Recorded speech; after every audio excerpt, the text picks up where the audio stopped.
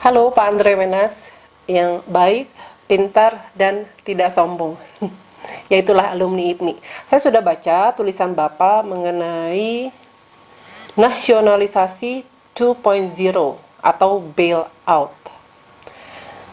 Disebut bahwa sekarang adalah saatnya negara mengambil alih sentra-sentra produksi swasta besar menengah yang bisnisnya strategis dan sudah kepayahan menjalankan roda bisnisnya.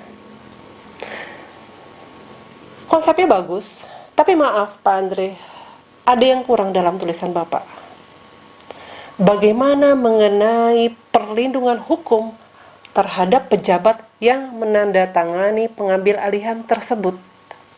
Jangan lupa, kita sudah ada contoh kasus Ibu Karen Agustiawan yang dengan itikat baik investasi di Besker Mantagami hanya karena belum menghasilkan berujung pidana.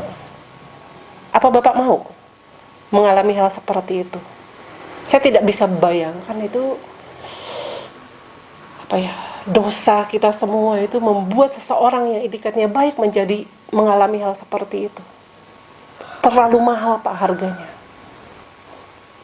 Negara ini punya undang-undang tipikor pasal 2 dan pasal 3 yang menyatakan siapapun yang dengan kewenangannya melakukan tindakan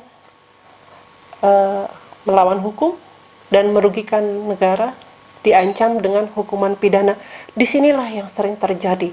Kerugian bisnis itu diperlakukan sebagai kerugian negara dan ancamannya adalah pidana pasal 2 atau pasal 3 tipikor. Ini jarang dibicarakan Pak, tapi sebenarnya inilah yang terjadi di lapangan. Kita percaya BUMN ini direksinya, komisarisnya, manajemennya sekarang ini adalah generasi yang profesional dan punya itikat baik. Mereka rata-rata paling senior juga kelahiran 65 atau ya mungkin ada yang masih 63 itu. Mereka bukan generasi, generasi zaman dulu yang punya niat korupsi. Kita bicara 90% ya dalam distribusi normal. Kalau ada yang ingin fraud, ya itu pasti ada di kiri kanan distribusi normal. Tapi mayoritas saya bilang lebih dari 90% itu adalah orang-orang baik. Ini bagaimana perlindungan hukum buat mereka? Ini yang harus Pak Andre jawab apabila ingin mengusulkan konsep. Saya tunggu, kita nanti akan bahas ini di meeting online.